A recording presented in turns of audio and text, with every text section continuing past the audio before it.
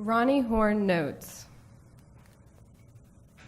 confused, lost, large expanses of water are like deserts. No landmarks, no differences to distinguish here from there. If you don't know where you are, can you know who you are? The more time you spend around this water, the more faint your memories of measure become. Footnote 40. Footnote 14. Your reflection uncouples in this water. It drifts away from you.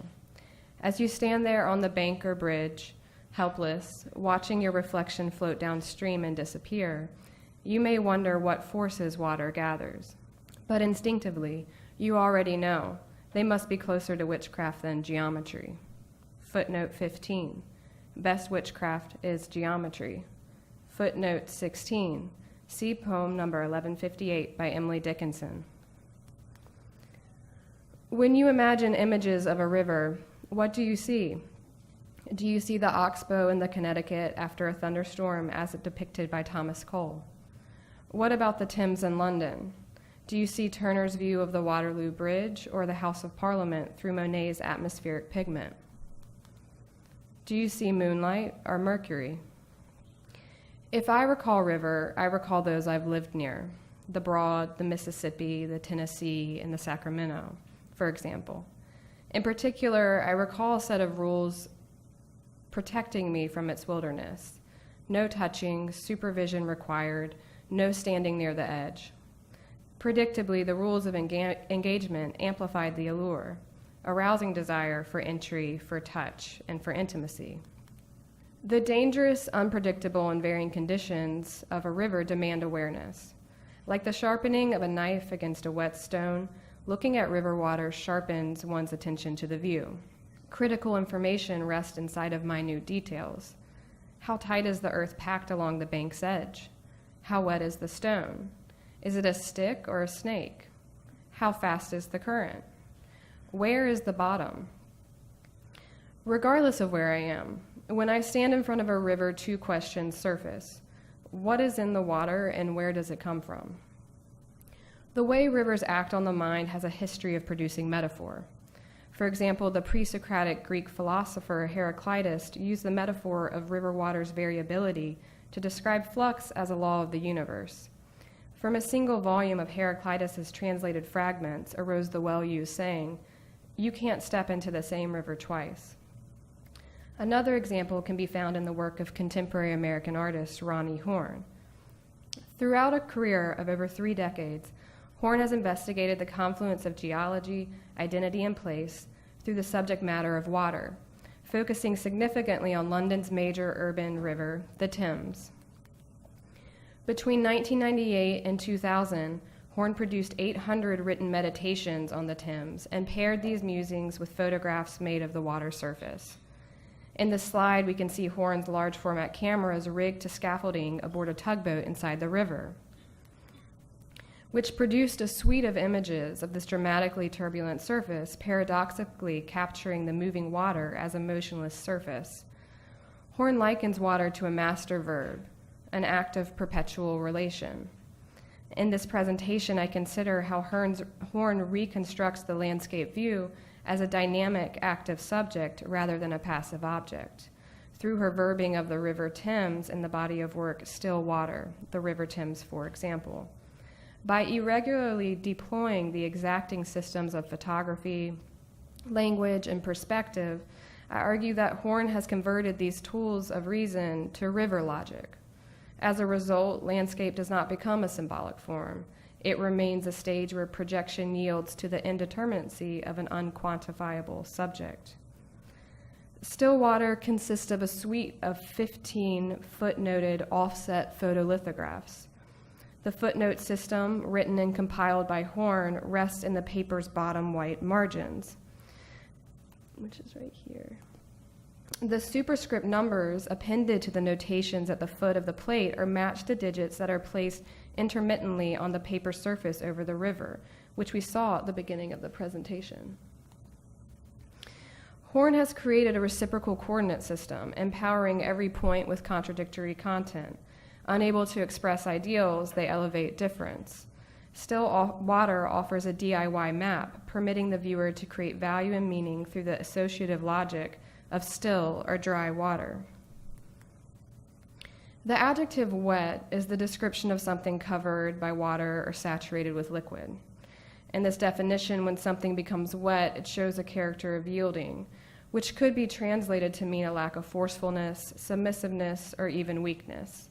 In this translation, to become fluid could mean the dilution of strength. However, I propose that becoming fluid is a strengthening, a wetting. To wet is the act of sharpening a tool or a knife. It's an act of stimulation. In this proposed application of the metaphor to Horne's work, I consider how the fluidity of Horne's subject matter, water, language, and perspective, are used to reconstruct the landscape view as an active narrative agent. The effect of verbing a landscape destabilizes what we think we know when we can recall river. And the wetting of a different awareness produces a different type of knowledge. From afar, the minute text and superscript in still water obscures recognition. Intimacy with the work is required for any chance of entrance. Paradoxically, intimacy with the work off-centers the viewer.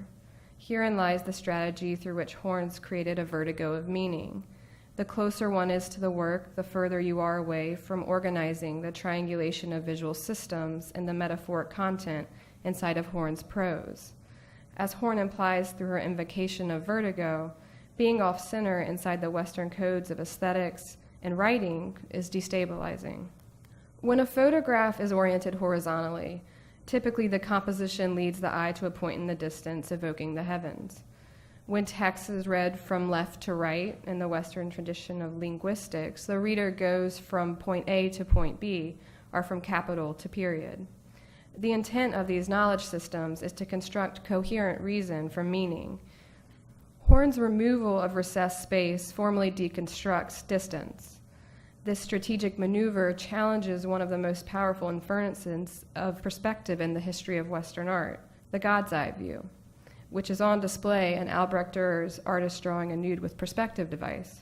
This work illustrates the regime of perspectival construction that Horne's work refuses. In this image, we see the illustration of a perspective machine attempting to organize a view of the female nude. The male painter signifies the advancement of culture, order, and geometry. The nude stands for nature, disorder, and asymmetry. Here, woman is both matter and material, a symbolic form. This image celebrates the control of the subject, as culture has conquered nature. Historically, the genre of landscape in Western art imaged nature to stage political and religious narratives. For example, canonical works like Cabanel's Birth of Venus depict landscape as an unyielding backdrop to the ideological narrative expressed by the figures in the foreground. Holding this in mind, let's reconsider Horne's yielding or verbing of the landscape view. For Horne, water is not a amenable muse, and nature is not a noun or its modifying adjective. Therefore, it cannot be a nurturing mother, a pristine woman, or a positive teacher. It's not a stage servicing the ideological authority of the foreground. Horne is refusing the normalizing conventions of the lens, the word, and the view. Still water offers us a perspective that represents a communion presupposed by corruption, mythology, literature, history, geography, psychology, and politics. Horne calls this experience of water a type of a priori communion. Origins are contested in her mythology. Man never fell from grace. Instead, he seeps up through the disgusting aquifer of an urban river and watches his reflection float downstream.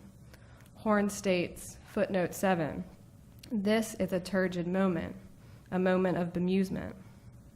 Horne inverts Dürer's perspective device. Culture yields to the river's system of logic. As a result, the viewer unmasters the view, becoming performers in an uncertain visual field. The water organizes the viewer, whose body is contorted, as opposed to the subjects, and finally, without distance, the Thames absorbs our projections. The permission that Horne affords her viewer recalls Andy Warhol's Do-It-Yourself series. Comprised of 5 large press-type works on canvas, Do-It-Yourself arrives to the viewer half Warhol, half template. The unpainted areas of the canvas are outlined and contain superscripted digits that correspond to an inaccessible palette. In do-it-yourself sailboats, we see a deep blue background with pink clouds, and the foreground is largely incomplete. The incompletion of the instructions enlists the viewer to co-author the work. The annihilation of distance in Horn's landscape views creates geographic imaginaries between the artist, the viewer, and the space of representation. In still water, the narrative exists inside of a footnote system that is cited by the water, inverting the hierarchy of perspective between human and land. Water cites us. In return, our sight is sharpened or whetted against an alternative system of visual, linguistic, and spatial perspective. Water is indifferent to our projections. Water brings the distance near. As you read Horn's view, the water cites Horn, and Horn cites you. Horn is drawing imaginary angles to the water by affixing numeric points to alight the viewer's gaze. This strategy is a way to make the eye wander, just as if the viewer was a pedestrian trafficking the river, watching the water move in their mind. Horn reroutes our attention to unconsolidated fragments, narrative contradictions, and an imaginative geometry that unquantifies the landscape view. In still water, we are given an aerial perspective looking down at the river. When we look down, we miss our reflection, but make amends with the echo of Horn's language. Her use of redundancy overwrites departure from the frame and affirms our arrival. We are given the columnar cradles of rhetorical interruption. We are descending rather than transcending the kingdom on earth. The kingdom is simply here. There is nothing on the horizon, no stage for monolithic projections of power. The field of view is that afforded to a pigeon, a horse, or a fish. The heaven Horn's work gives us is a falling away from reason, a falling into place, the ability to find the freedom beneath our feet. Thank you.